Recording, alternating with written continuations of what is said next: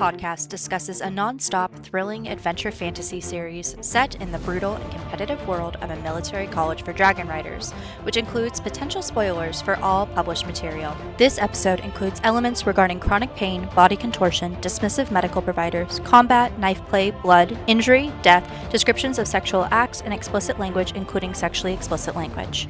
Listeners who may be sensitive to these elements, cross the parapet at your own risk and prepare to enter the Wing Readers.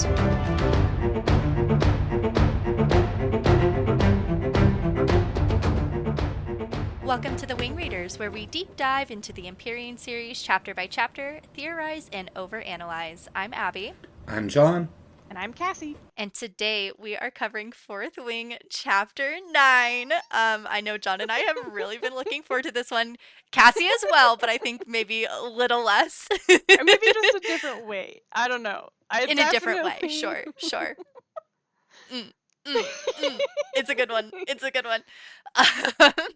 Friendly reminder that all published material is fair game, so there may be spoilers, although I'm not sure if this chapter is going to contain many spoilers for future books.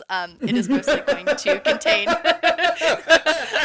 a lot of pining and swooning. So I don't know if we're going to be able to get through this without at least one of us laughing the entire time. Like, someone's going to be constantly just breaking out into laughter in the background. This is going to be a interesting episode. Or it's going to be that. It's going to be one of the two of us just making these, like, are you having an orgasm right now? Noises. Oh, dear. Almost. So excited. I want you at some point to clip what I just said out of context. That, are you having an orgasm? And I want you to put it into a commercial somewhere. Just like throw it on Instagram. Send it on the TikToks. You guys, my notes for this chapter are just like a horny schoolgirl, like going wild. Like, oh my god. I am, if I had any more self-respect, I guess I would be a little embarrassed, but we're good. We're good. Hey. You mean self-conscious? Okay, yes. If I was more self-conscious, I'd be embarrassed. I'm just saying, if you wanted this episode, there was a chance for negotiation regarding episode order at one point. You are the one who announced all of the episode assignments. I know. I need to go look at the chapters, and then we can come to the table with terms. Okay, because you know which scene I want. You know which one I want. Yes, and you know which one that I want. Mm-hmm. Yes, I do. Can you just do a neat trade here? Like, we could probably just do a neat trade. We'll discuss. I offered that, but she never responded. We'll discuss. I wanted to look at all of my options and come forward with the best trade that is going to benefit us both equally. Okay. Anyways, Jon, would you please, Mr. Resident Scribe Jon, break down this epigraph for us? It's going to be a fun one today, but it's going to be an interesting one as well. This particular epigraph is one of the few that we get to watch be revised through time, because this is the first time it has been brought up to us. Violet Sorrengail's personal addendum to the Book of Brennan. I will not die today. Which is hilarious, because obviously none of us are worried about dying of anything short of joy. Or in Cassie's case, embarrassment. Overexertion, maybe. Cassie, I don't think there are any, but are there any new pronunciations that we should be on the lookout for in this chapter? There are none in this section, but there are next time. Okay, sounds good. But I can talk about me if you want. Yes. Sorry. Yes. Battle brief. Cassie. I got too excited about the chapter. I know. And once you got going, I didn't want to, stifle your joy. Apologies. Battle brief. Cassie, please share with the class. So I have a physical therapy update. For context, I know we've talked about a lot of this stuff before, and mostly we've gone into Abby's body stuff. I have been thinking that I might be hypermobile for the past couple years, but it's been one of those things where I'm like, I don't know, my body can't do what those people's can do, but it's definitely not the normal either. And I kind of just brushed it off and ignored it. Last year I went to the dentist, and I've seen this dentist several times before. And so I don't know why it only came up this time. But last time, she like closed my mouth and she was like, "You've got a moderately hypermobile jaw." She just kind of said it like that. And I was like, "Oh, okay. What a weird thing to just dump at me at the end of my session here with you cleaning my teeth. What does this mean?" Basically, she's just like, try not to clench your teeth a whole bunch because your jaw moves more than it's supposed to, so you can actually put more pressure. Not that any of it's good in general, like, don't clench your teeth at night, folks. But especially don't if you've got a hypermobile jaw, apparently. And then I've been having all of these joint issues and been thinking about it more seriously since then. 2 weeks ago, I went to the physical therapist, and I've been seeing several of the people in that office because of all the different little problems that I've been having in people's schedules and stuff. So 2 weeks ago, I went and I saw the upper body specialist for my wrist pain because we haven't had time to address that like at all, basically. And I go in there into his office and I sit down, and he's asking me about like all of my experiences and what my pain is like and like the things that I can and can't do. And I'm, obviously gesturing as I'm doing all this and probably sitting a little bit weird. And I brought up like, oh, and I also think I might be hypermobile. He basically like looks at me and the way that I'm moving myself and is like, yeah, but we'll do some tests. He's the first person who's ever actually sat down with me and gone through like what are the criteria and how do we like judge that. Because I've always seen like the most extreme examples and I'm like, well, my body can't do that, so it can't be me. But he's like, can you do this? Can you do this? Like, move your hand up, move your hand down. And he's like, can you touch your thumbs to your arms? And I'm like, well, usually I can't. Oh, well, I guess today I can. As I just snapped them both to the forearm like so fast. So that's some flexibility. That's a variable, but even right now, I'm still able to do that without too much trouble. And so he was just like, unequivocally, I can't do that.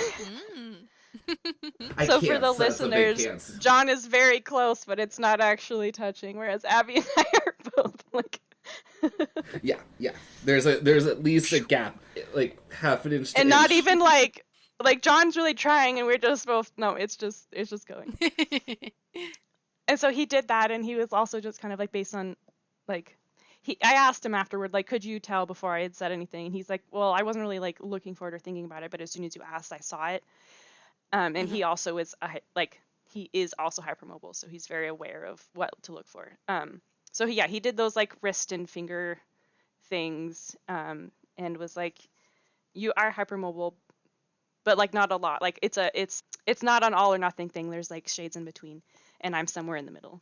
Which is basically what the dentist has also said. She had also specifically used the word moderately, which is probably why I've been having such a hard time deciding if it applied to me or not. Oh my gosh, Abby, what are you doing? I've always been able to bend my thumb backwards over the back of my hand.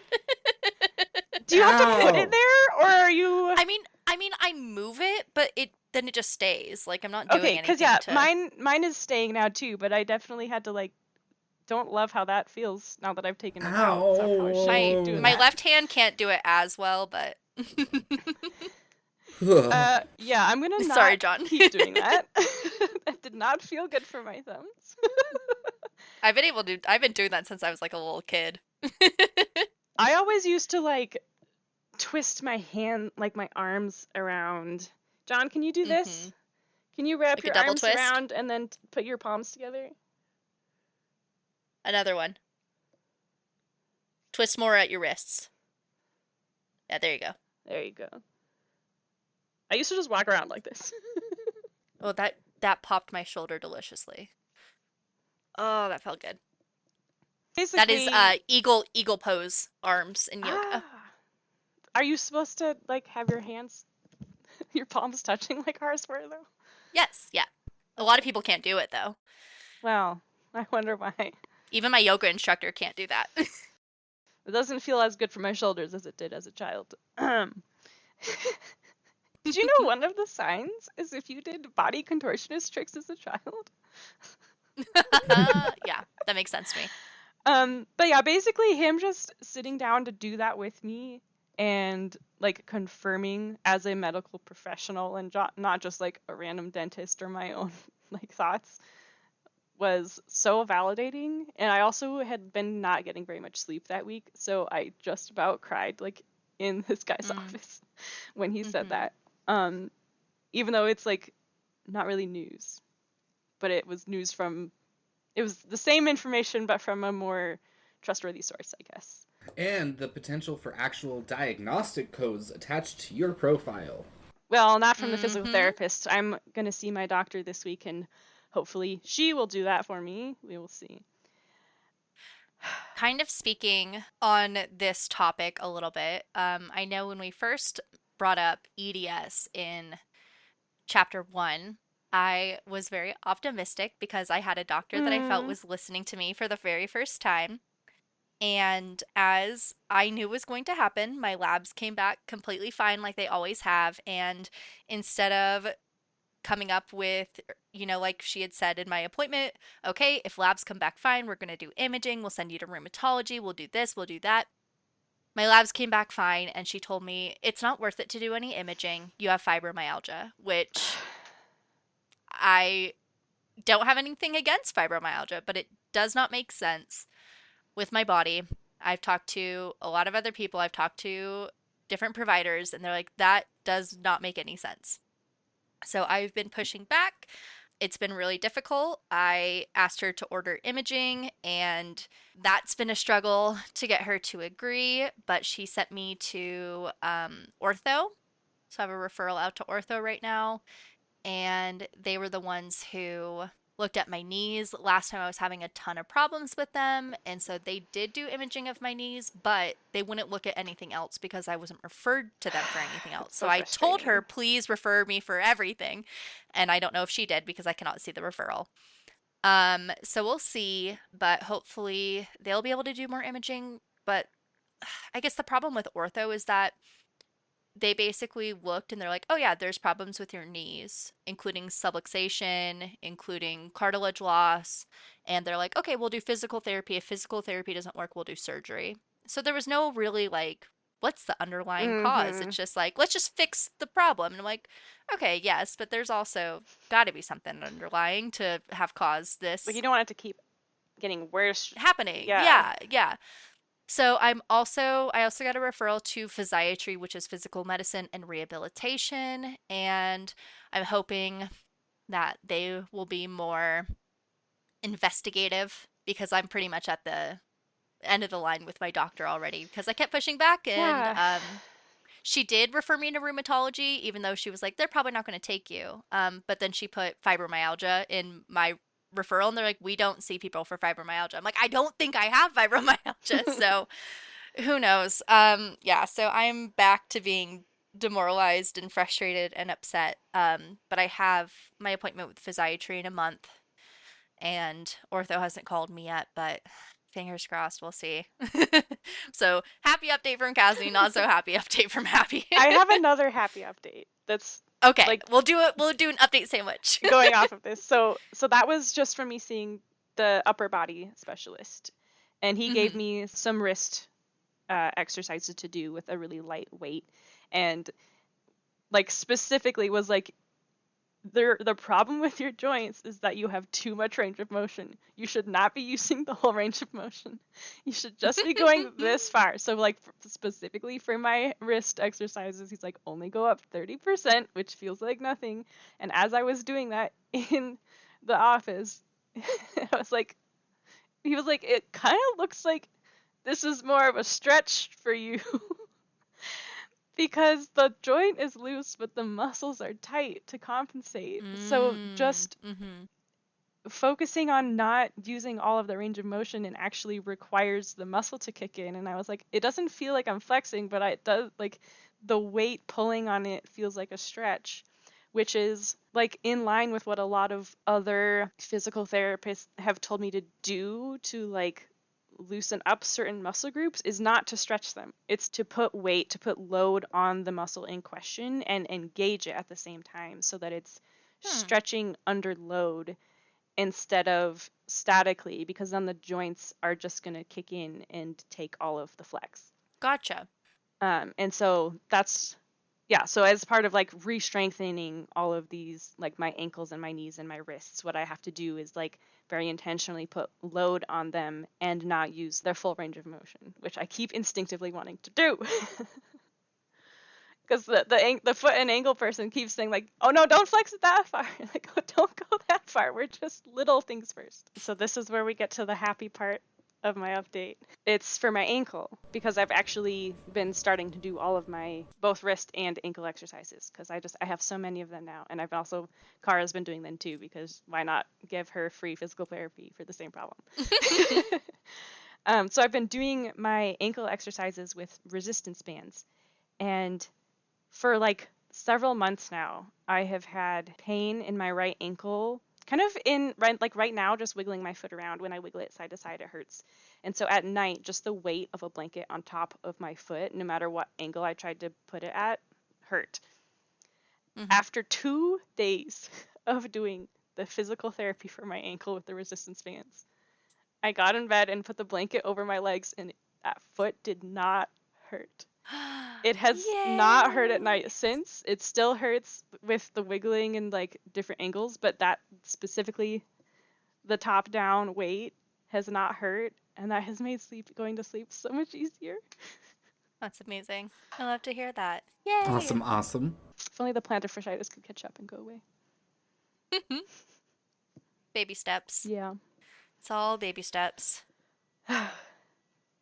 So that's my update. All right. Well, I think it's about time that we let's get into it. Get into this chapter. Oh my god, you guys. Oh, I'm so ready, but I'm not ready. Oh my god. What's hilarious about this chapter is that it literally opens with what actually is the truth. Violet tells us, oh my god, I got it out of Cassie. I got it a break. So it opens with, I'm so completely screwed. Girl. Not yet. Just you wait. Maniacal laughter proceeds. And all 6 foot everything, as it's been quoted, of this mighty man steps forward in his sparring black outfit, shimmering and dark and ready to, throw us around a little bit, like every good participating individual enjoys. Okay, I do have to say, this is going to start coming up more and more, but it specifically makes the relics on his skin seem like a bigger warning. But also, I don't know, there's just something about forearm tattoos. And they talk about Garrick's in a later chapter. And I think forearms in general are such an underrated turn on. Yes, I've always thought forearms were better. I was going to say, there is something about a very beautiful sleeve. Oh, you guys. I'm a shoulders man. Thank you. See, I like shoulders, but in more of like a gender envy kind of way. Because I have wide shoulders, so anytime I see wide shoulders, I'm just like, yeah, I want to look like that. I don't know. It's a fun thing. I like a good set of broad shoulders. It's something you can rest against, and it's flat, and... anyway. Okay. As is happening with everyone else involved in this podcast right now, Violet's heartbeat kicks up to a full gallop, and her body begins to figure out what's about to happen. She thinks it's going to be an ass whooping, or worse, when we all know. Oh, honey. Maybe a different kind. It's going to be a very educational experience. As Professor Emeterio himself points out, we're all in for a treat now. Amen. Amen. Professor And we are Emeterio. encouraged to watch and learn. And so, for the gentlemen who may be or may not be consensually listening to this at home, if your partner is playing you this episode, I would also encourage you. Take notes. Pay attention. Watch and learn. You are also in for a treat.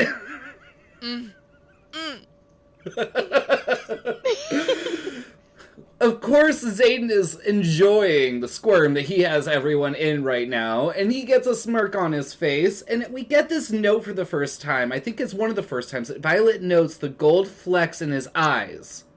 I think she's noticed them before, maybe once, but I can't remember where. Right, but we know how pivotal these gold flecks become to her. Mm-hmm. And so, yes. I just want to point out that we've already started that process. And of course, she calls him a sadistic ass for enjoying this. And I'm like, mm-hmm. To which I was like, well, of course, he has, first of all, we already know that he's, like, in love with you already. Second of all, he gets the chance to beat up a Thorengale without breaking his pact. Like, that's gotta be fun. And he gets to put his hands on Violet and have, like, a good reason to do it. Right, and so have you guys read the Xaden bonus chapters that we've gotten from... No. I have. I don't have that book. Cassie, I did find out they're on Rebecca's website. Okay. Yes. So there's one in particular that is this scene from Xaden's perspective, and you got Sagale in the background, and girl, okay, we gotta pull this up, because we cannot No, it's gonna be a bonus episode. We gotta save Let me read them first.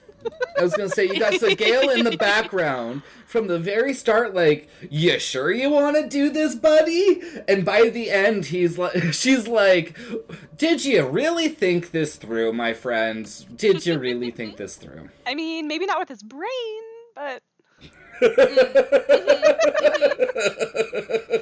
No comment. With something. Lots of something. Violet does a self-check-in to make sure that she is properly wrapped, helping to protect her joints.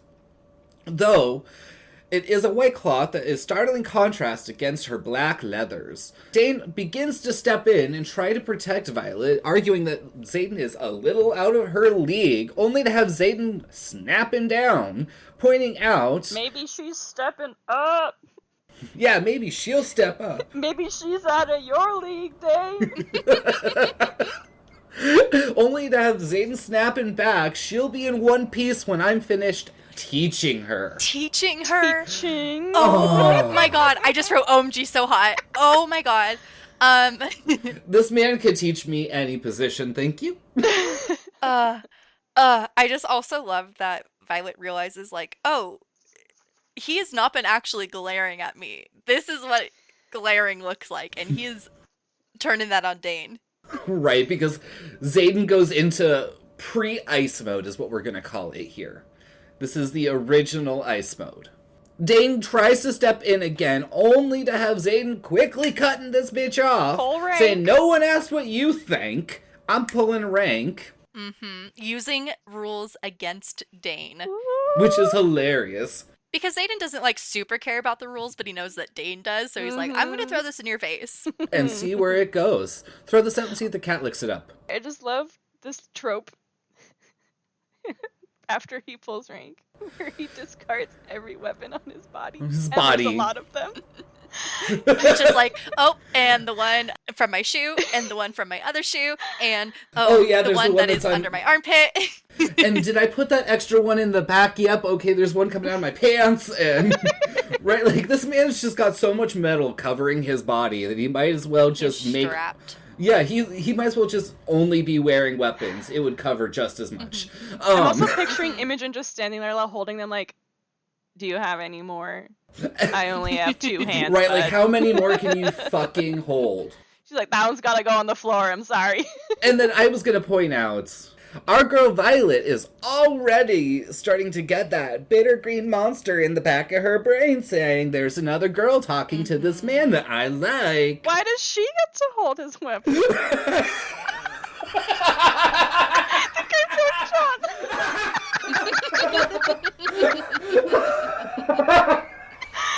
I'm sorry, I'm 5 years old, but that was perfect. I want to hold his weapon too.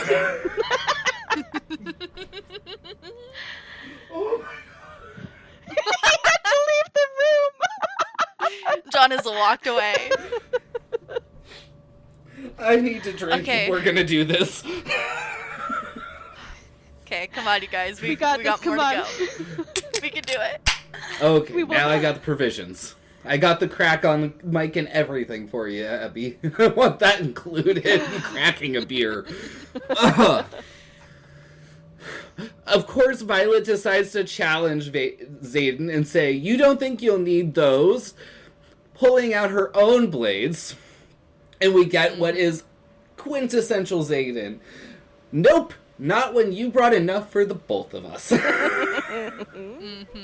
And so, by memory, our girl has 9 blades strapped on her body at this particular moment. Just as a quick tally. She brought 4 into Basgiath, and another 5 have been earned in challenges. She takes a fighting stance and waits for him to strike. And yet... So you missed... Oh, hold on. I'm jumping ahead a little bit here. After his... Xaden curling his mouth and saying, "Let's go," with the little hand gesture. Yep. The come hither motion. Oh, it is. Curls his fingers. Oh my god, no, it's not just one. It's the... Oh my god, he's demonstrating his technique! Kat would be jealous to know that he did that in public. I know, he learned that from Kat. Thanks for that. Oh my god, this is not gonna go well. We're half a page in. We can't make it. We can do it. We can do it. So yes, Xaden gives us his little demonstration of finger dexterity. Violet's heart is just going mad. I relate, girl. But she's waiting for him to strike. It takes assessment of the world, but only the world that immediately involves him and the fight with him. And she runs through the fact that he is not in her squad, and he can legally kill her without punishment, even more so on the mat. And ostensibly has a motive to. Yes. Without hesitation, our girl Violet actually breaks the rules. Want to remind everybody, this is a violation of the rules, and flings a dagger straight at Xaden's chest. His what now? How is this a violation of the rules? You're not allowed to throw things when you're on a mat challenge, because there's a chance that if you threw your blade and your enemy dodged it, your blade is now flying into the mat next to you and sinking into someone's body when you're not involved, right? Like, and so it is I don't remember if that's Fourth Wing that we learned that, or if it's later in this book, but someone throws their blade at Violet. I feel like it might have been Jack Barlow, now that I think about it. It's later this book when she fights Jack Barlow. And Violet refuses to return the favor because she knows she'll get in trouble for it. And so I very much think the only reason that she chooses to fling her dagger in this moment is A, she knows that she's not going to miss him. And B, she knows that his shadows can catch it. And if she breaks the throwing rule, then he's allowed to break the signet rule. Okay. I would make that argument that he could make a temporary break of the signet rule to protect himself if she threw something. Or protect the next mat. I mean, he is the wing leader, so he's got more to care about. And that sort of makes sense given the role that he's given later in Onyx Storm as a faculty member. I'm also wondering, is anyone else on... Like, because Immaterial claps his hands, he's like, he doesn't say gather round, but that's the vibe I got. Of like, hey everyone, Xaden's here, we're all gonna watch him take Violet down and teach us all a lesson. So in my head, all the other mats are cleared.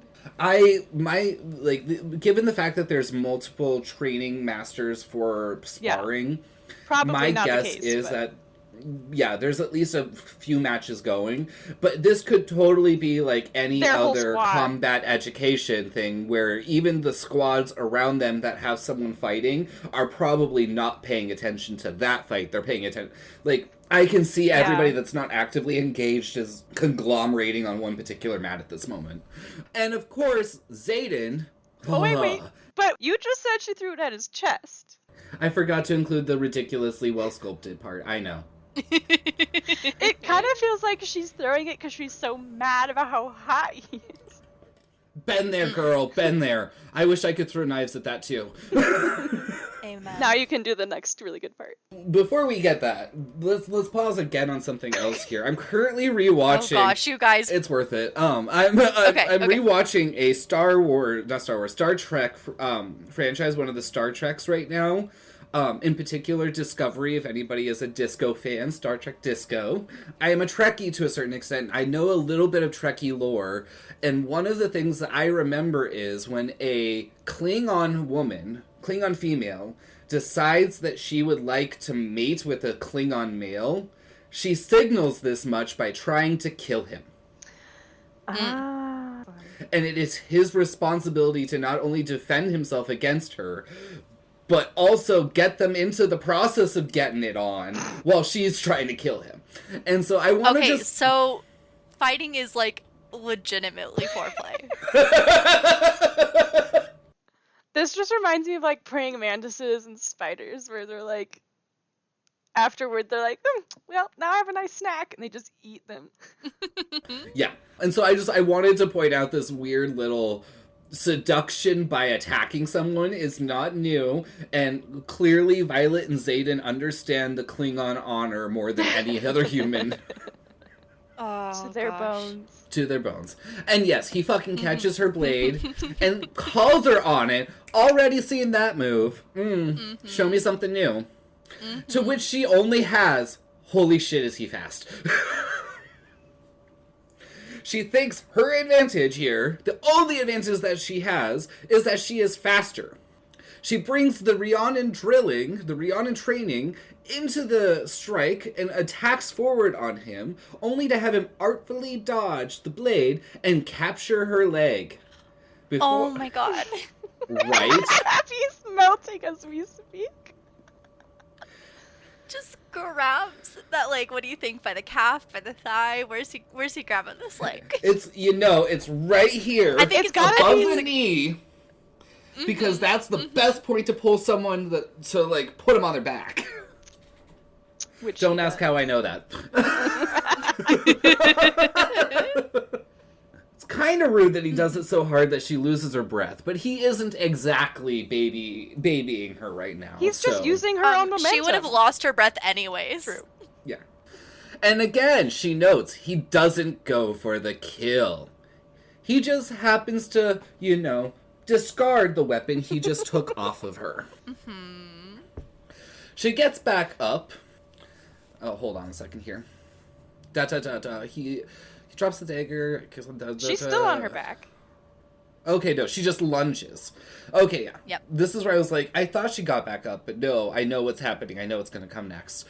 From the ground, girl lunges and tries to just stab this bitch in the thigh with her blade, only to have him block with his forearm, grab her by the wrist, and pluck the knife out of her hand, leaning down to kiss her, basically. Oh, inches.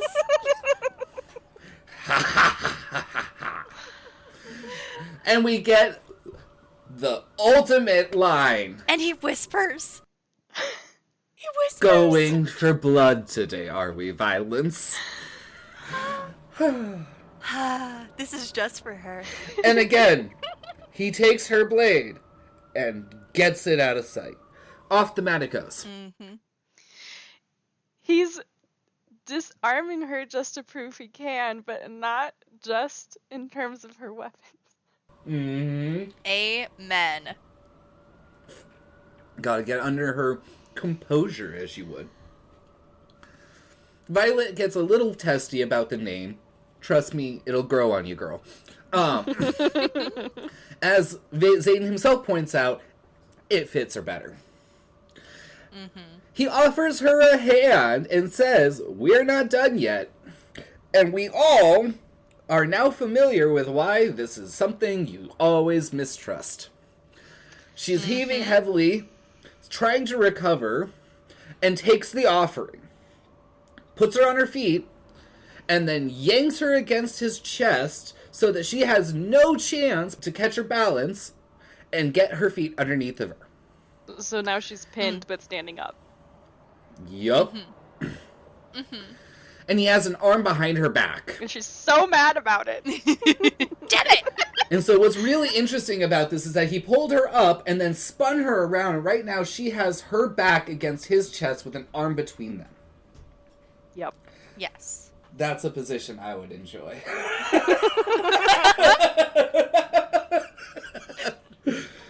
Oh. Amen. This is never gonna stop. This is just This chapter has got me religious. I'm converting now. I'm praying to someone.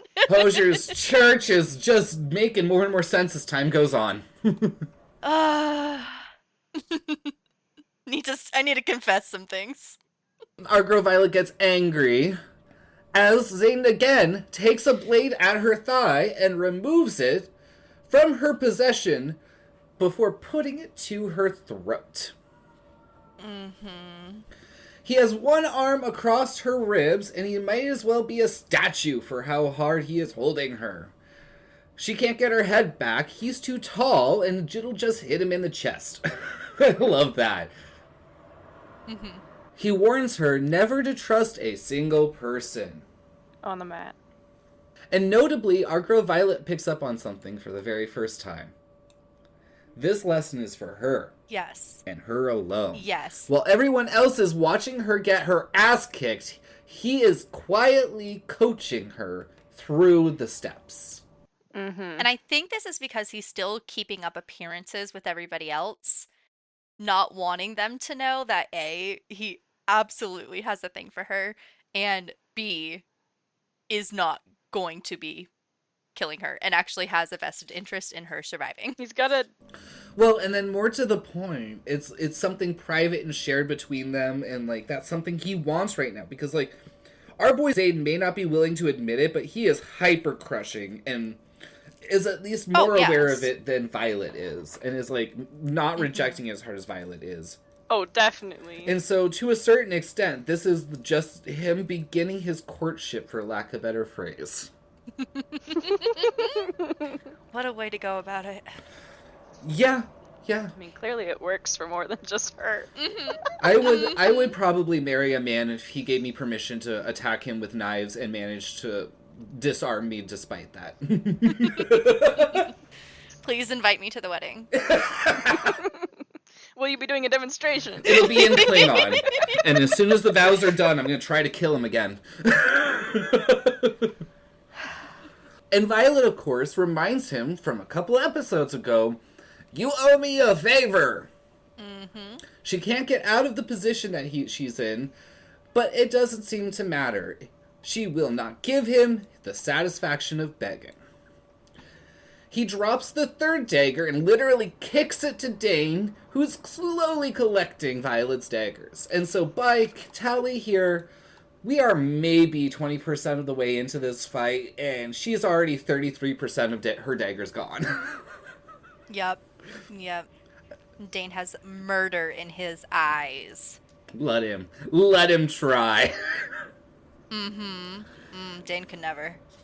And then, of course, Xaden reminds Violet that he and he alone gets to decide when to grant a favor before proceeding to disarm Violet again. She whirls, punching for his throat, and he knocks the hand aside.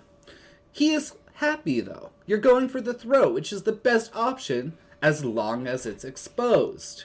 Which, of course, we learn later is not how Taryn and Darna approach the situation. But more on that at another time. Violet kicks out in pure fury, muscle memory taking over, only to have him again capture the leg, and this time takes the dagger sheathed upon it, dropping it to the mat and letting her go, cocking a disappointed eyebrow. Cocking, I know. There's just so much sexual language in this chapter. You think that's on purpose? Question mark. No. He scoffs at Violet and says, I expect you to learn from your mistakes. Give it to her, girl. Give it. Violet does the math and realizes she only has 5 daggers, all of them at her ribs. And so this is where, again, we get to Cassie's fun math here. Where are you putting 5 different pieces of metal that are technically too big for her so that they don't accidentally cut you, but are in this vicinity? or snag, because the hilts are probably sticking out a little bit, and I catch my belt loop, I catch my, like, anything that's attached to me, it's catching on things all the time. Right? And so, yeah, no, I at some point when I actually have the free time to do it, I'm going to try to do some more digging into this kind of thing, because I'm like, this is getting a little ridiculous. I'm sure there's a way. I'm sure there's a way.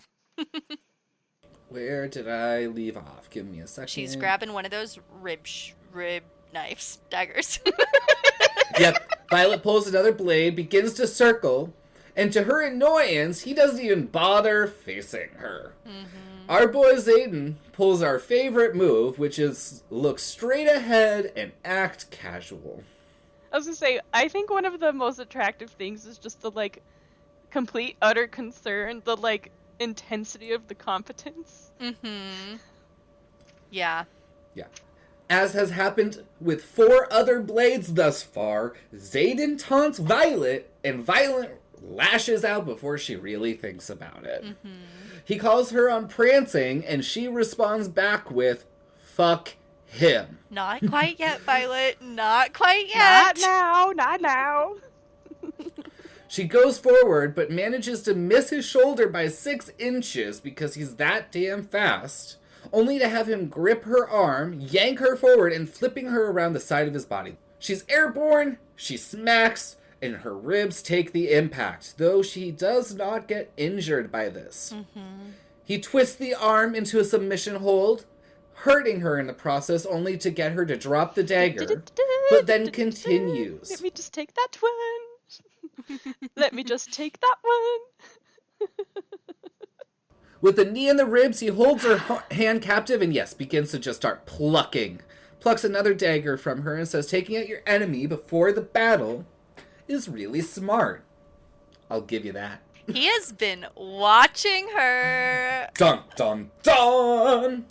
And, of course, our girl Violet freaks the fuck out because she thought she got away with her fondly berry. Mm-hmm. Remember, we had a fool with fondly berry. And so many other things. The problem is we also had a caught fool with fondly berry. Mm-hmm. And again, I mentioned this in the last episode, but again, she's like freaking out that he finds out, but I'm like, there's no way this is against the rules. Like, maybe you can't do it anymore if he tells people and they're going to start watching their food, but like... But on a higher level, that means she's not as sneaky as she thinks she is. That is fair. She's got to second guess everything that she tries to keep secret now. True. Right? Knowing that someone has figured you out, but not knowing how they figured you out is a terrifying place to be. Mm-hmm. Violet gets a little nauseous learning that her secret is no longer safe, and Xaden proceeds to explain why he has an issue with this. If you aren't testing yourself in here, then you're not going to get any As he better. just caresses her with the blade with a knife. I know, total knife play here. Let me just, like, trace your neck with a blade, not cut you. Of course, Violet fires back. Xaden would no doubt rather see her in a grave. And she recognizes the fact that this isn't just painful, it's humiliating, because she is pinned face first into the mat by this man. And of course, he mocks back and being denied the pleasure of your company. He's not mocking. So you find my company pleasurable? Oh, he's not mocking. He's being serious. Oh, God. Mm-hmm. And Violet lies in pure anger by spouting out, "I fucking hate you." We all know that ain't true, girl. Try again. Love and hate. Very thin line. Love and hate. Xaden points out it doesn't make her all that special. So on that thought here really quick, out of curiosity, what percentage of writers in the Quadrant do you think currently have the hots for Xaden? Oh, all of them. How many of them? They probably at least find him insanely attractive. And you gotta know, that one sparring match between him and Garrick, when they're on the mat shirtless, that had to totally be some... They knew what they were doing. For a private time when you're alone. Mm-hmm. They knew what they were doing. Oh my God, they knew. They knew. And what's hilarious, both of them were there to bait their girl. Okay, we'll get to it when we get to it. The pressure releases from her chest and her arm, and she finally realizes that she can get to her feet. But as she does, he kicks both daggers that Xaden has removed from Violet to Dane. She only has 2 more daggers left. And now her indignation and anger far outweigh her fear, which is a dangerous place to be when you're on the sparring mat. I need to point out here. Mm-hmm. But, as Xaden himself points out, she can be taught as she refuses his hand and gets to her feet herself. Violet says she's a quick learner. Xaden says that remains to be seen. I feel like it gets seen at some point. And then he crooks his fingers at her again. I know, he's just demonstrating, look at the skill I have, want to see more? And Violet gets loud about it. You've made your damn point. Only to have Xaden reply, trust me, I've barely gotten started. Well, and when she snaps, Imogen gasps because she is the only one, especially the only first year, who dares to speak to him like this. No one else would fucking dare. Right? Remember, he's Ryerson to anybody outside of their group. Mm-hmm. Right? As far as she's concerned, his name is Ryerson, not Xaden. But our girl Violet be on a different level. Mm-hmm. And again, he doesn't really even care that other people are reacting to this. He's just happy to have gotten underneath of her skin in the way he wants. Our girl Violet doesn't think. She just acts, goes on instincts, and it does work for her. Taking him down by the knees and putting him down like a tree as it is before trying to go for a headlock. Problem is, this man is 6 foot huge, and our girl Violet is and tiny. She's what? I don't even know what her height. Under 5? She gets an arm around his neck, but it takes nothing for Xaden to simply pick her up by the thighs and zap away her leverage, careening them forward so he can come out on top. Of course he does. I would love for that man to come out on top too. This is just going to be me the entire time. I want that. Do that to me. Same. Forearm against the throat. Oh. This is why I can't keep a straight thought. I keep reading a sentence and just go, oh, it got better. Yep. And it's about to get a lot better, Jon. Say that sound, Jon, though, that reminded me of when I was giving you that neck massage last year. Yes, I do enjoy a little roughness every now and then. But what's really hot about this is that he's not cutting off the air, but he definitely has the pressure there, which is like everything. But more to the point, they are hip to hip. His hips are pinning hers in place. And I'm just like, what is everybody else I know, thinking like they're just moment? watching this. It's so overtly sexual. Right, like he basically has her pinned in full missionary. Lying between her thighs. And he is unmovable, as every good man should be. The world narrows to what she describes as arrogant, but I feel like it's well-deserved. He's all she can see, all she can feel. And despite that, she can't let him win. Why not? It's good for both of you. Girl's got 1 of 2 daggers left. She pulls it, and she goes for a shoulder. Because, as we know, Violet's favorite place to send an attack is the shoulder. Do you think that has anything to do with with Imogen tearing her shoulder? No. Like, she has some intimate knowledge of what that feels like. Yeah, I think it's more just so it incapacitates Access, their that's arms. all she can reach. Yeah. Mm-hmm. And it's all she can reach right now. Well, in this moment. that's all she thinks she can reach right now. The best part of having this chapter, the best part of it being the Jon chapter, as she does so, he grabs her wrist and pins it above her head. Oh. Harder, Daddy, harder! Heat is rushing. She's suddenly really hot? Like, because she's mad. I lost my place. He's a beautiful fucking asshole. I can't find it. There it is. Shit. Heat rushes. Flames lick. We become Mrs. Black and Clue. And she can make out every speck of gold in those onyx eyes. Every bump and ridge of his scar. I'm sure you can feel every bump and ridge everywhere, girl. I'm absolutely sure. Men. Beautiful fucking asshole.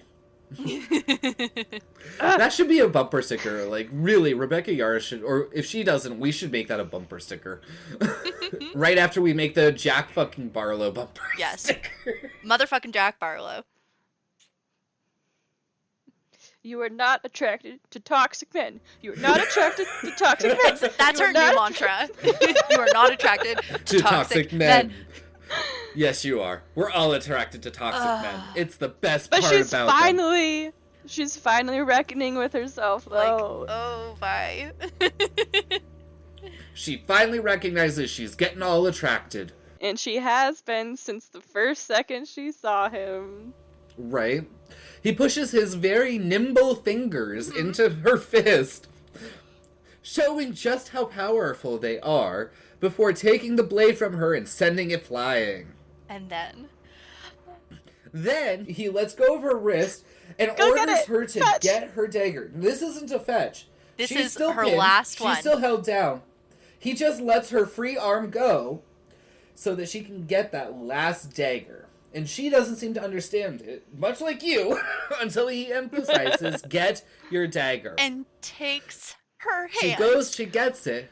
And helps her. Yes, she doesn't do it. He takes her hand. And why is this making me so hot and bothered? This has no business. This is so fucking sexy. Mm-hmm. I am like hot. His fingers curl over mine, clasping the hilt. And of course, Violet gets flushed like everybody else. Everybody wants it to the hilt. Toxic, dangerous, wants to kill you. Or you guys can fuck like horny teenagers all you want. Amen. Amen. And again, Xaden gets all to business. You're tiny, something Violet's well aware of, so he tells her stop going for bigger moves that expose you, before leading her through the moves to get a blade into his body in a more lethal capacity. First you have the rib shot, which of course a good rib shot not only has the chance of reaching the heart, but also every possibility of collapsing the lung, for those of you that did not know.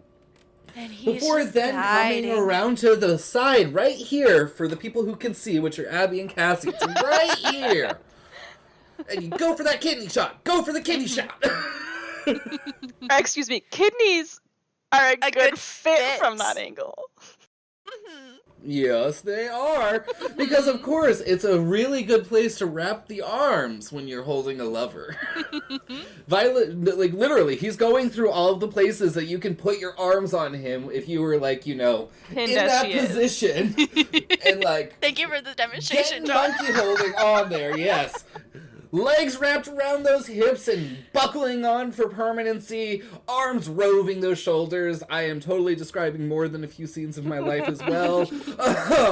These are all easy places to reach with a knife. I can personally testify to that. And of course, Violet refuses to think of the other things that would be a good fit at this angle. Girl, I can promise you, it would fit beautifully. Yeah, I don't know how hard she's actually refusing. She's not refusing at all. Really, she's not. Denial is more than a river in Egypt, Violet. Again, Xaden continues by pointing out that if she went a little bit lower, her opponent's armor is going to be weaker, somewhere closer to the hips. This point I'm not exactly sure about because there's a lot of points down there, but you have to be careful. You're also running into the pelvis, and the point of a knife stab is to get deep for blood. Like, very seriously, let's talk about the places that Xaden is asking her to hit here. Rib shot is going to go for the heart and the pulmonary system. The kidneys are going to cause someone to bleed out in minutes.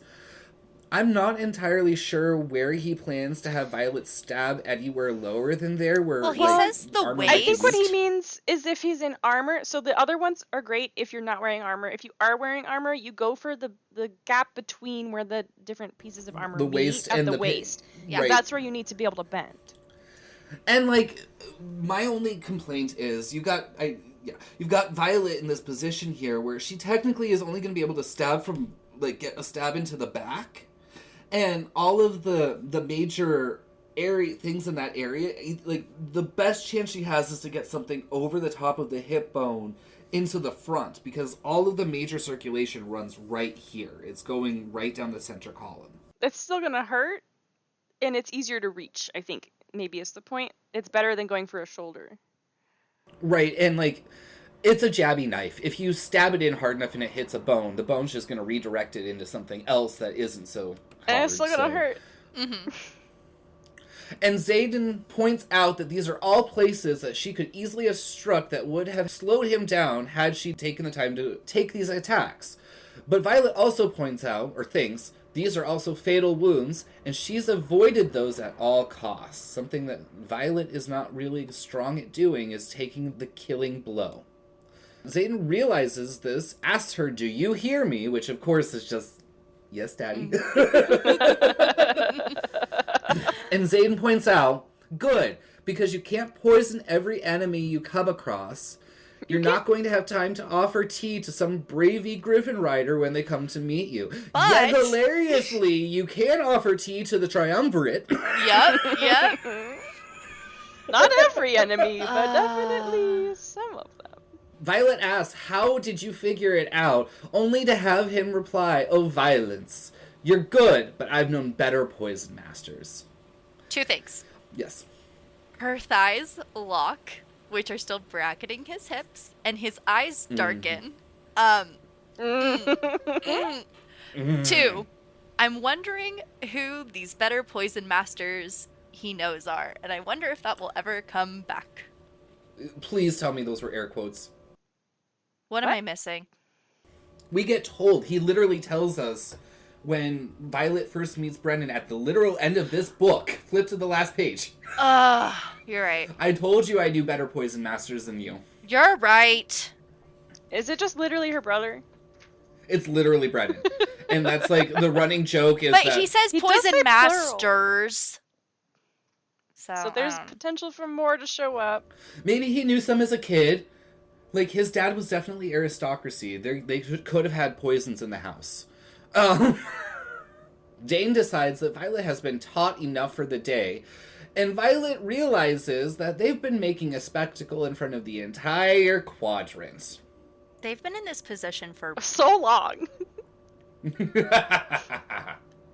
Xaden grumbles he's always that overprotective, and Violet points out that he cares about her.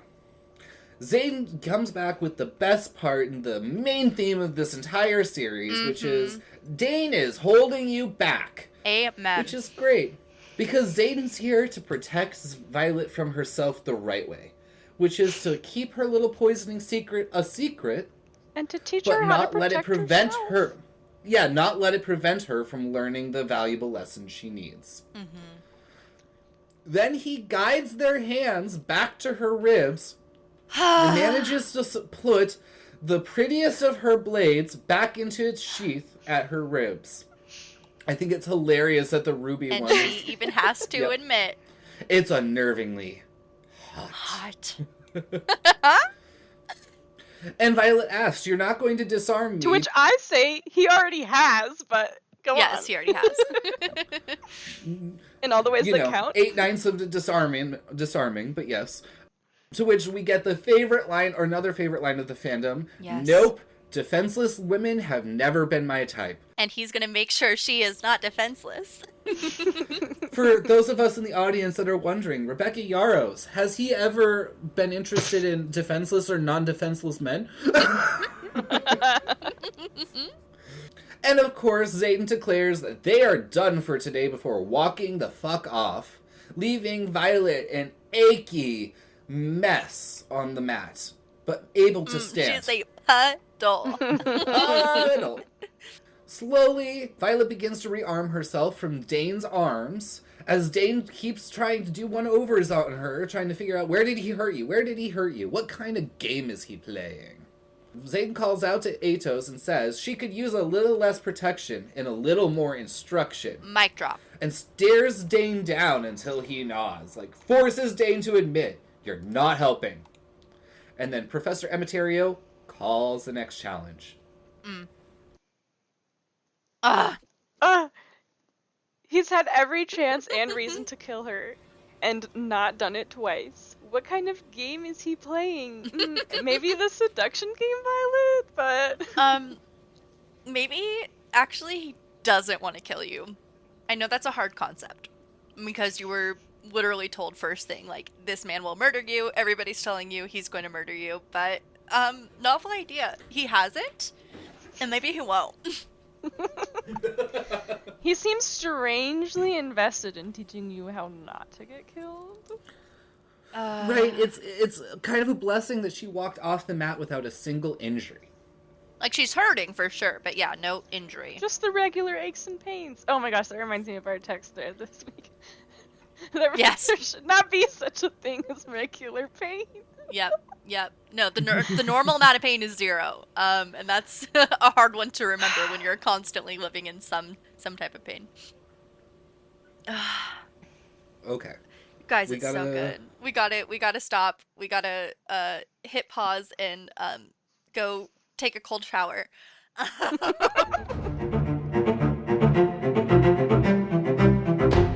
Pivoting from what has been the sexiest scene so far in the book, we now move on to what has the potential to be another beautifully sexy scene if Dane could just keep his mouth shut. With the program. I literally wrote a note about this, that this scene is actually more intimate, like, traditionally than the last scene, but it doesn't feel that way at all, because it's so, like there's no tension. Yeah. I'm sitting here just thinking everybody needs a man who will give him a massage after a particularly rough day. Everybody needs that man. Oh, amen. So, Drew gave me so many massages when we first met. Fucking jealous. Which was hilarious because he's the one with all of the back knots, and I just mostly had this pain-free, like, in the good old days. You pain-free people. Yeah. Meanwhile, Tyler literally takes a rolling pin to, like, my legs to roll out my IT band, and, like, I'm like, and it's like, I need it, but it doesn't feel good. No, it never does. Yeah. We also get a very interesting comment, which is Dane is surprised Xaden let Violet live, in which I think is absolutely hilarious, because I'm surprised that you and I lived, Abby, through that scene. Oh my god. I know, I think watching you both I was worried. Melt into puddles before me. Yeah, little peek behind the curtain in case we cut out the ending of last time. We did have to stop, unfortunately. We ran out of time and my baby was needing me. And so we did have to stop right after that scene, and I'm feeling a lot more put together. I'm feeling a lot more. We got that out of our system, and that means we are very ready to tear Dane apart for being the dick that he is. Yes. And so they continue the conversation. Whoa, I read a sentence in my brain. There we go. Okay. And Violet remarks that Xaden, I read the sentence and I got snapping my neck and I was like, how did Jack motherfucking Barlow get into the sentence? I don't remember him being here. No. Violet remarks that Xaden really wouldn't command respect simply just by offing Violet, which is a cute little play at, I'm not going to tell you why he really didn't kill me, but he really didn't kill me.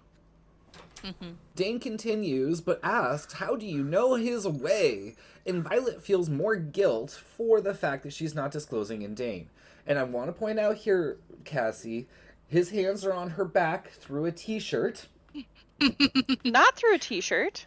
She is bare from the waist up, except for her binder. Okay, so I went looking for this, and like, did I just miss it? Because I was like, I never see her put her shirt back on. And that's one of the key indicators to me that a clothing item is off, is that it's find out when they put it back on.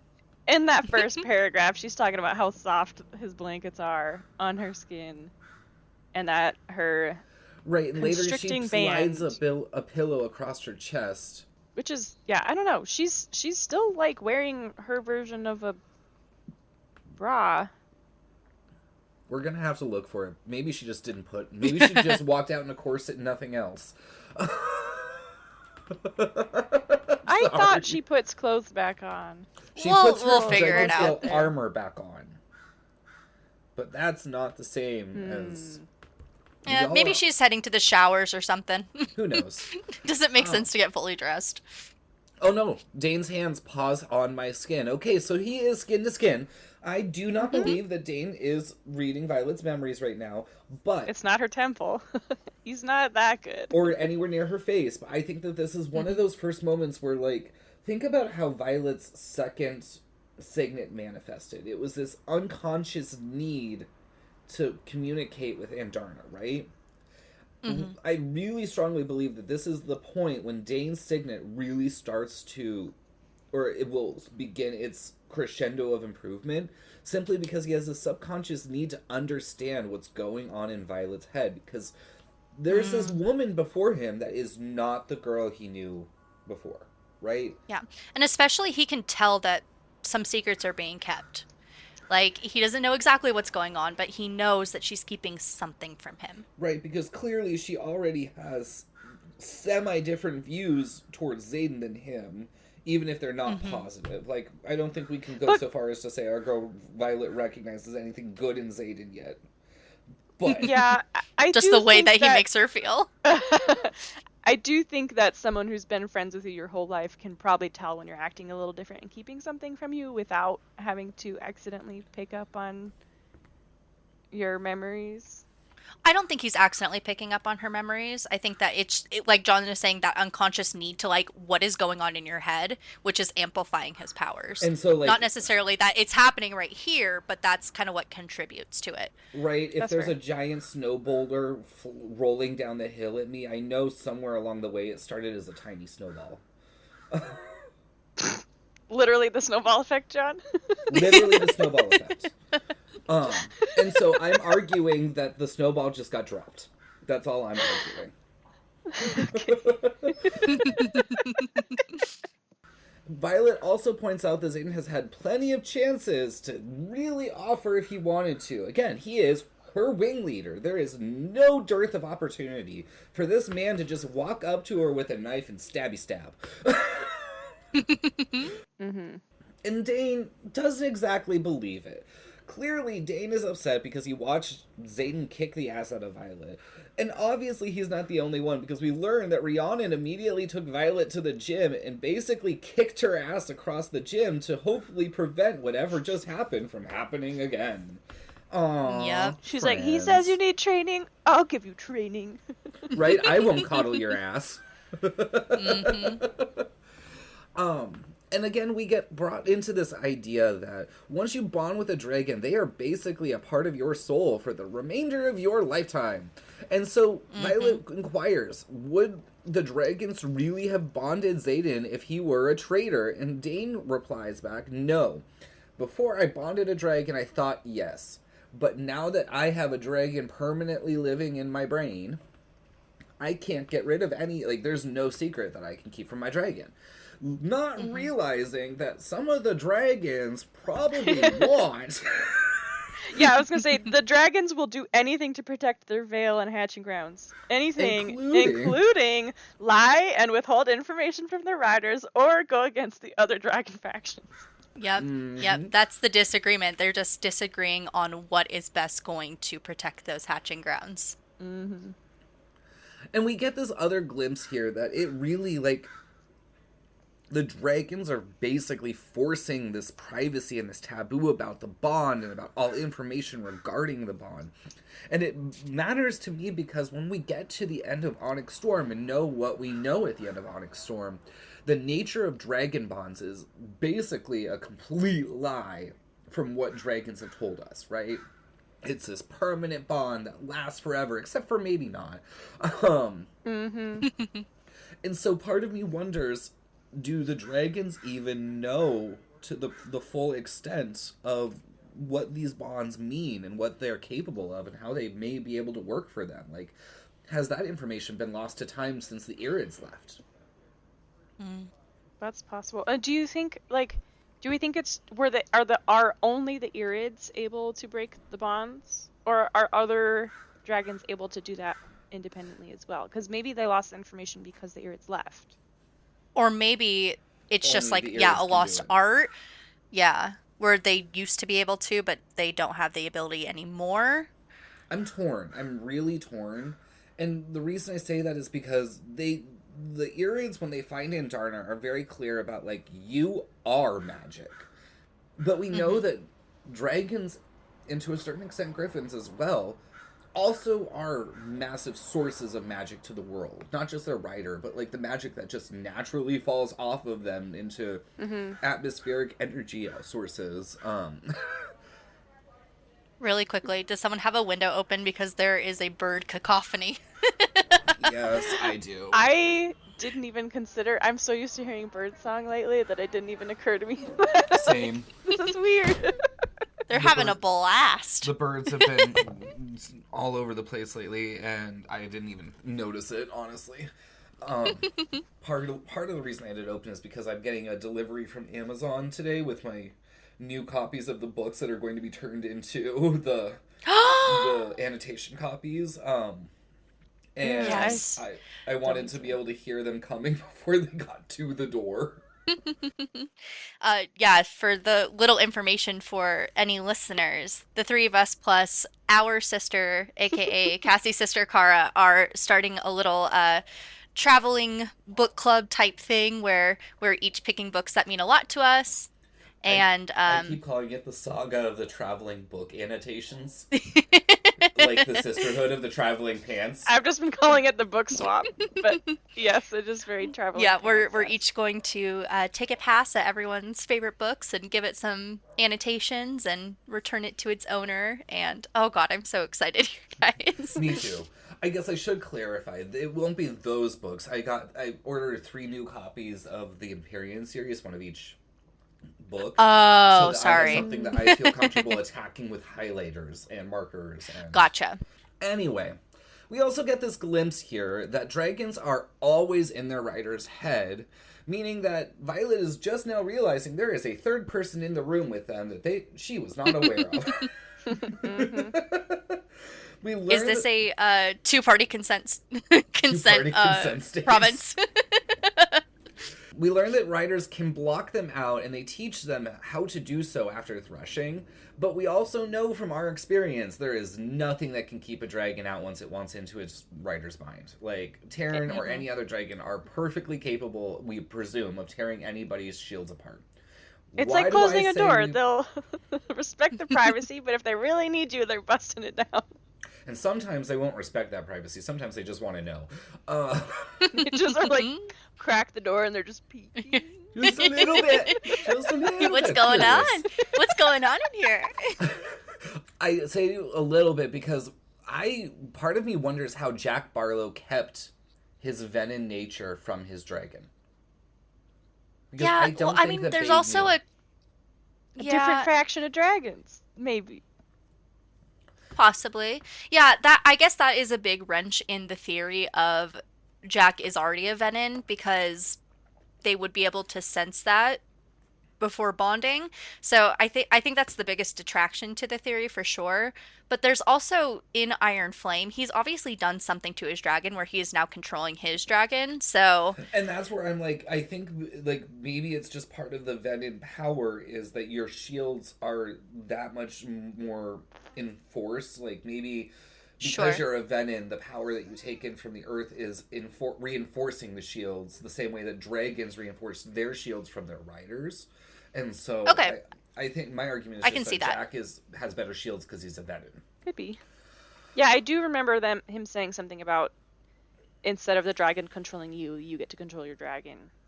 Because he's like trying to chalk up the perks of joining the venom. And he brags about it. Did you see how easy it was for me to control him? And then Dane opens his big fat fucking mouth even wider, and He already has one foot buried in there, but he's really committed that he can get the second one in if he tries hard enough. And so we learn that Dane talked to Colonel Markham very recently, which only panics Violet, not realizing that it's for her protection and not for other reasons. Violet immediately thinks that her sister is in danger of death or is already dead, only to have Dane go, oh shit, no. I just know that I can get you out of this quadrant and back into the Scribes, even though 2 months are about to have passed. If you want to go. I told him that everyone wants to kill you. She's just like, oh, that's not a thing. Yeah, and it's such a huge violation because he's literally going over her head and making her seem weaker than she already is. Well, I don't think that she is weak, at least mentally, but, you know, like... Well, and like... in more danger than she is. Even if he is doing that, at least he's doing it with the Scribes, who... Sure. Are not going to make a big deal out of it, let's presume. But yes, no, yeah. He points out that Ryerson wants to kill her. He points out that Jack motherfucking Barlow, now he falls into the conversation. I knew he was coming. I just didn't know where. And then we learned that even more has happened that we didn't know about, including a fun little gift that was left for Violet. It seems one of the nice Barlow boys here decided to go pick her some flowers and leave them on her bed. He's such a gentleman. How sweet. Because who doesn't love crushed and mutilated violets? They're her namesake. I mean, it's not his fault that they couldn't survive out of the ground for very long and they got rumpled in his pocket. And maybe squished by his boot and set on fire partially. Pure happenstance. Yep. Yeah, we have downplay Violet here. I've been trying to noodle in my head because you know you have what is it? It's gaslight, gatekeep, girl boss. Yes. So I'm trying to do that with like downplay. I'm trying to figure out a way to do it. So if y'all can help me out, I want to do like a downplay something. What about like dismiss, downplay, and then something demigod? Else? Dragons. Dismiss downplay dragons. My life motto. Yes, no, she comes at it with, at least they didn't come with a signed card. It's a secret admirer. Can't help it. It got turned on and I turned it off. They didn't sign their name, so you can't go after them. Right. It was just an anonymous gift from my admirers. People are allowed to like me, Dane. You don't own me. This gets even better knowing what the next chapter is, but I'm gonna keep my mouth shut. Dane's like, no, they're threats. And Violet, again, we're minimizing here. Every cadet gets threatened, right? Every cadet. No big deal. Dane fires back, yeah, but you're the only one who has to wrap your joints every day. And Violet's like, well, so do the injured riders. Finally! She's finally connecting with other people shift. Getting injured too, and she's not the only one who has to deal with this stuff. Right. More frequently, sure, but not alone. And then she challenges, why would you tell Markham about it anyway? It's not like he can fix it. And then we learn Markham would take her, put her with the first years, with the idea being by the time that her mother figured out that Violet wasn't in the Riders Quadrant, she wouldn't be able to do anything to reverse it. And here's what I think is funny, is that Dane seems to think that Violet's mother wouldn't discover this right away. I'm going to comment on this in a couple of chapters here, but we're way closer to dragons being in Violet's life than we realize. Like, not a ton of this first year is actually spent dragonless if you manage to bond. And so I think it's absolutely hilarious that Dane doesn't think that General Sorrengail won't notice that her daughter doesn't show up at the end of threshing in one way or another. And isn't on a death roll. Or that no one will be like, she's not gonna like check in and like see how her daughter's doing with like, you know, academics or something, and everyone's like, oh yeah, your daughter, she stopped showing up to class months ago. No idea where she's at. Yep. Yeah. And so that's, I see this whole thing about like, it's not like you have to wait until conscription day or anything. Yeah, she'd make it 2 weeks best. Yeah.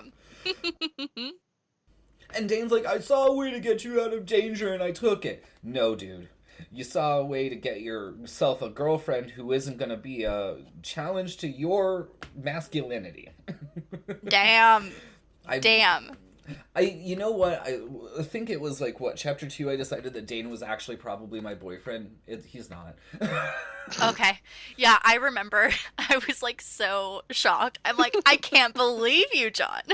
He's not. I'd tear him apart. But I definitely sleep with Dane. I mean, who amongst us? Right?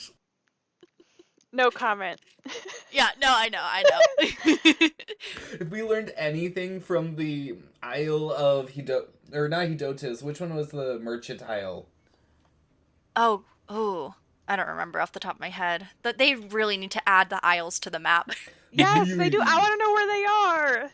This is a thing. No, it just makes me think of the Laurel was her name, I think, the book merchant, and how she was like, Dane, Xaden, sexy man, I need to go visit. Yep. Yes, that was so funny. I will amend my previous statement. I should have said whomst among myself and Jon. I would enjoy myself. And Violet challenges him. You went behind my back. You betrayed me. You don't think I can do this. You think I'm not cutting it. And like just starts throwing all of her insecurities at Dane like he so richly deserves. Yeah. Gosh, and this is, just tore my heart a little bit because the person who knows you best doesn't believe you, doesn't believe in you. That's like, I don't know. That's a deep cut. It really is. She gets on her armor, so we know that she did manage to take her armor off for her massage. But again, I'm back and forth. My reading of this is either she puts on her dragon scale armor over skin just to get out of Dane's room, or she had her shirt on, but he was massaging underneath of the shirt, maybe? No, she says that she's bare from the waist up, except for her binder. And she's got like her pants or whatever on. So I think maybe she puts the armor on and then her tunic. So I guess she's just not wearing her undershirt. Which part? The bare from the waist up.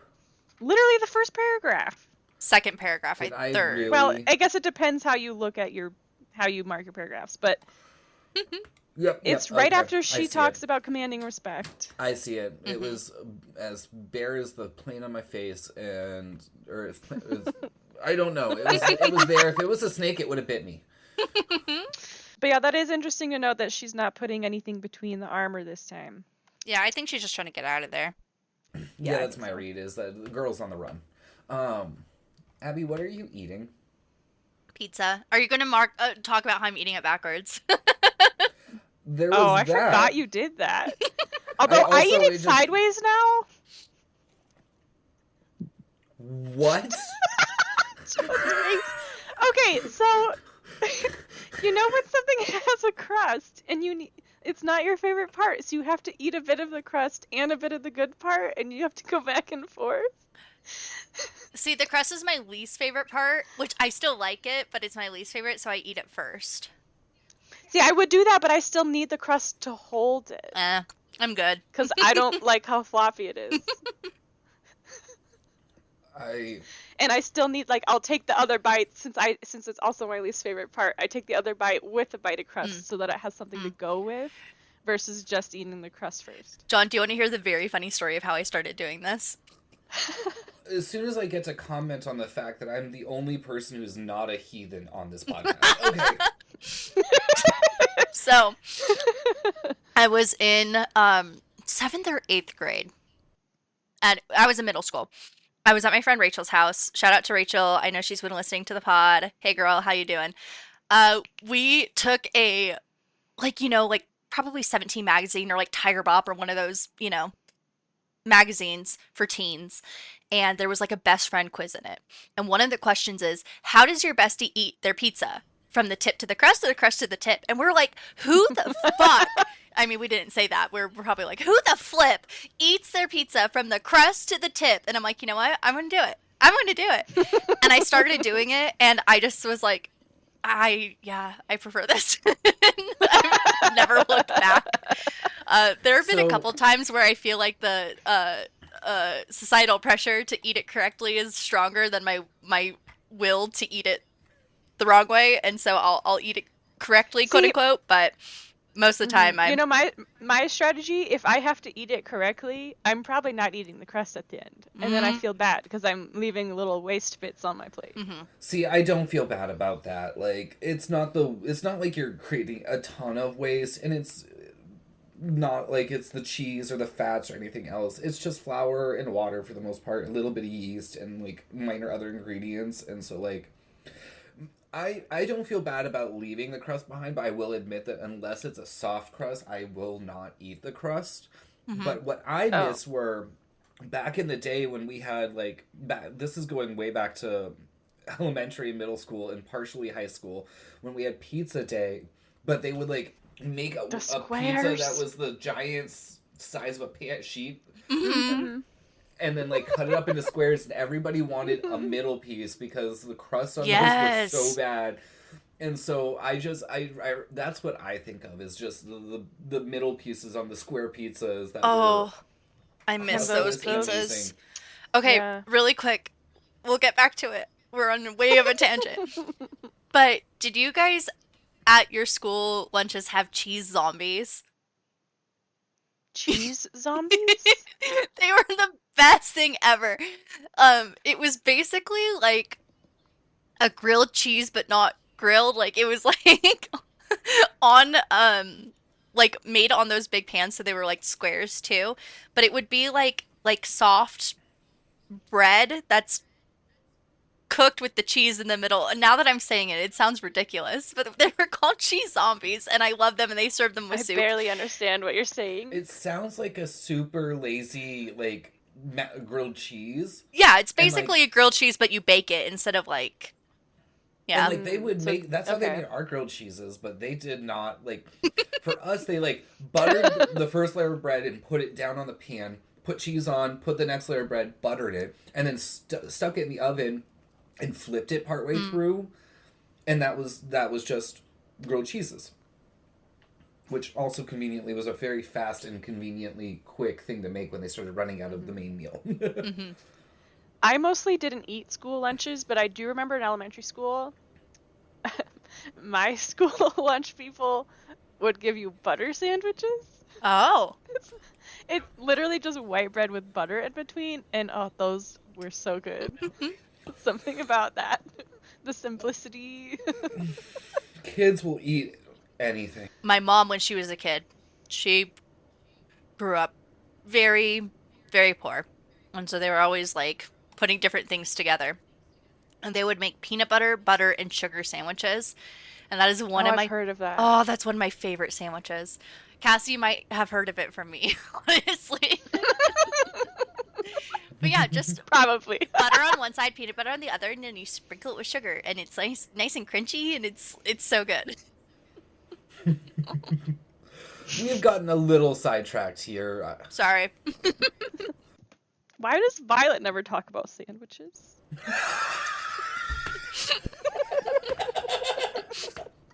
Because she's poisoning them. She can tell us about the unpoisoned sandwiches. How does Violet eat her pizza? I don't know, just give us a little more behind the scenes of your lunch lady life, Violet. I know it's breakfast, but... Jon is face palming me. Lunch lady life. Okay. Back to the fight at hand here. Violet gets very obviously, very justifiably upset with Dane and snaps back at him that Xaden is her wing leader. He has every right to challenge her, every right to do everything that he did, and she has every right to keep fighting back the way that she's been doing it. I know I skipped ahead a bit here, but that's okay. Violet points out that she has held her own so far and won every challenge except for, the one where Xaden one. Yep. There's no question. She didn't have a chance anyway. Like, what do you expect her to do? Right? And what's hilarious to me here is the one quote that I got really fixated on in this entire argument in this particular section, other than the cat and the mouse and the playing with Violet and yada yada yada, is the fact that she's almost 2 months in, which means 10 months to go in this book. I want to point that out. And a quarter of her year is gone. Yeah. Mm-hmm. So what was the number that we started with, like 180, 170? Let me find it. It would be chapter 3. Are we talking about how many survived the parapet? Yes, that would be because they aren't part of the class until they survive the parapet. Okay. 301. 301 survived the parapet? Yep. Holy shit, 75 people have died. Yeah, that's a lot. I also, wanna... This is where Dane gets that other foot in his mouth. She's responding to him saying, did you miss the part that he basically wiped the floor with you just to show you how easy it is to defeat you? And he's not saying this as this is just what Xaden wants you to think, but it's also what everyone else, including me, believes about you. He's basically putting every doubt in her mind. That it's easy to defeat you. And then we get a little bit more of a preview about what the next, month-ish is going to look like for Violet and her crew. We find out that they're going to go into threshing, which is more than just bonding dragons. We find out that basically it's a free-for-all for first years, where they just send them out into a giant valley and say, go have fun, find friends, and stab the ones that don't have scales. Yep. Rebecca's little mini Hunger Games. Yep. Yep. She's like, I can't rewrite that series, but I'll put a mini one in here. Dragon Just games. for the fun of it. And then we'll find out that not only are first years murderously going around the valley trying to kill each other while they're finding their dragons, but it is a spectator sport. Again, Hunger Games. Yep. Hunger Games. This puts a new, a little extra twist on Drew's comment about they're going to its Murder is Okay school. Yes, they are going to Murder is Okay school. And we embrace every Murder is encouraged school. Yeah. Yep. Technically, it's How to Murder School, but okay. No, that's that other book. Very fair. And we get this glimpse of what is basically Dane's ultimate fear at this particular moment. Is that he's going to watch this girl that he loves go into this valley and see these assholes that he can already identify, motherfucking Jack Barlow and his little crew of cronies, and is going to have to stand there on the sideline and just watch as they stab the girl he loves, and she no longer lives anymore. And he can't do anything about it. And that's where Violet really breaks from Dane for the first time after threshing, when she learns that, no, he really would have just stood by and watched. Yep. He wouldn't break the rules, even Yeah. for her. And then we also find out that when they gather the bodies from the valley, no one documents how the cadet died. Meaning that you could just as easily die from your fellow cadet as you could the dragon. Pause. Why has no one tracked, was it burned or was it stabbed? Because, it seems like it would be pretty easy to determine, did a dragon kill them or did a human kill them? And if that's the case, who the hell in the Scribe Quadrant is not keeping vital statistics like they're supposed to? Maybe they don't want people to know how many people are actually dying one of the ways over the other. Well, or don't want years to get a stigma, because if one year everybody dies by dragon and the next year everyone dies by human, then one year is clearly more murderous than the other, but the reputation of that year will carry with them for the rest of their time. I can maybe see that argument. I'm just Someone has to actually be keeping track of these stats. There's no Yeah. way with all of the record keeping up to this point, they're not even going to look at the body and say, is it burned? Yeah. That's why I feel like there has to be some reason. Like, it really just seems like they're unconcerned. Like, death is death. They just want to know how many, like, aren't around for them to have to manage anymore. Because Cassie. even with the parapet, they're not writing down who literally got pushed off the edge and who fell off Just of their own straight fault. numbers from the parapet, yeah. No, but remember that Violet is able to recall the specific deaths of people falling off the stairs. So, like, clearly there are some form of deaths that Yeah. they're more interested in others. Like, and, like, that one's easier to keep track of simply because they have a roll call at the bottom of the stairs and a roll call at the top of the stairs. But that's part of, I think, why they have the double roll call is because they wanted to know how many people made it to the parapet. Yeah. And so, like, all I'm sitting here thinking is, the argument is that they never got to it, but I, as an academic in training, I can tell you, if I were a scribe in the Scribe Quadrant, I heard that we did not keep track of how they came out of the valley, but there was a difference in how they could have died, I'd look at them and say, y'all are idiots, let's run some studies. To be clear, I agree with you. I'm just saying, I don't know that Rebecca shares our mindset enough to have thought through that and put it in. Like, maybe to her, they're just like, they only want the numbers of certain things to, like, reinforce the reputation of the school, and they don't actually care. Like, they don't give the scribes enough time to be reviewing and documenting, like, causes of death. They just want the fatality stats. I don't know. Like, if I was there, of course, I would also want more of these details to be recorded Agreed. for posterity and Agreed. analysis. So, moving past poor vital statistic tracking, we again get this glimpse from Dane of what the other alternative he has in his mind is he can get Violet out of the quadrant without anyone seeing, induct her as a scribe before the general of the college has any chance to change it, which I think is absolutely hilarious, because, like, you're telling me that the general of the college that is in charge of every single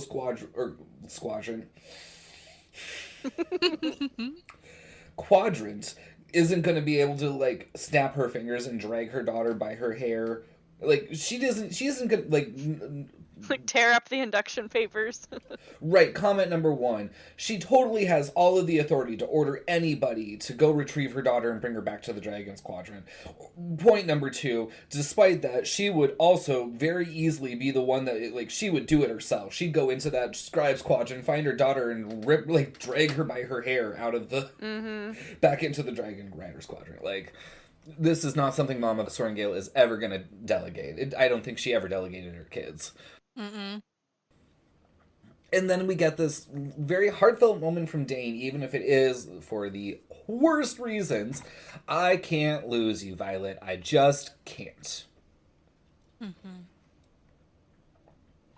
The other thing I want to comment on here is that we get the emergence of this special little part of Violet that really shines for the first time right here. And that is the little voice in Violet's head that says, but you could. Mm-hmm. And so what we're looking at here is the little voice emerging and saying, you've made it this far. Yeah. Anybody want to point out the fallacy of the little voice? Sunk cost fallacy? Yes. Is it? The only fallacy. Yep. Some cause fallacy says, I've gone this far, why not finish? Mm-hmm. Even if it isn't in your best interest to. But she doesn't have in front of her the guarantee that she's going to, like... she's not facing further losses yet. Okay. And then we learn that we have 4 weeks until threshing, so a month, like I've been saying this entire time. Mm-hmm. And Dane pleads with Violet, just think about it. And she agrees she'll think about it. The first time she's agreed to think about it. Mm-hmm. Did it. I have 2 notes that I forgot to bring up as we were going through it. One being that when he first starts to get worried about everything, when he's like, you're being threatened and, this isn't safe for you, she initially is comforting him. She is, trying to placate him, say it'll be okay, like it'll be fine, and then quickly gets annoyed with him. So we're already seeing the shift where in the past it's been pretty much the whole time comforting him, and now she's like starting to comfort and then realizing like, okay, no. I'm not going to placate you anymore. They've had this conversation so many times. She's probably Yes. sick of it. Yeah. And then the second is I just wrote actions are louder than words, because he says, I never said I don't think you can cut it. And she immediately says, you do. You say it in how you are treating me and how you are acting. And Mm-hmm. ooh.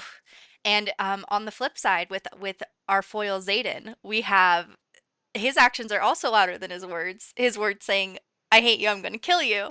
And his actions showing that he is actually helping her in more ways than one.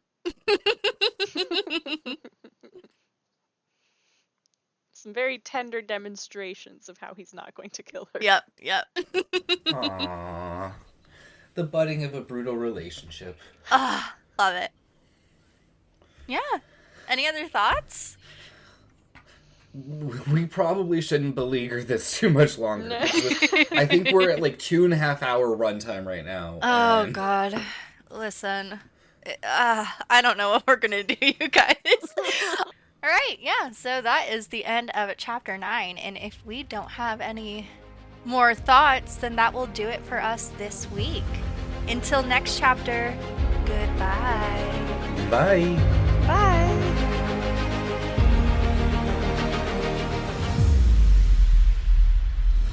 Thank you so much for listening to this episode of The Wing Readers. You can follow us on Instagram, TikTok, and Blue Sky at The Wing Readers, or you can send us an email at thewingreaders@gmail.com.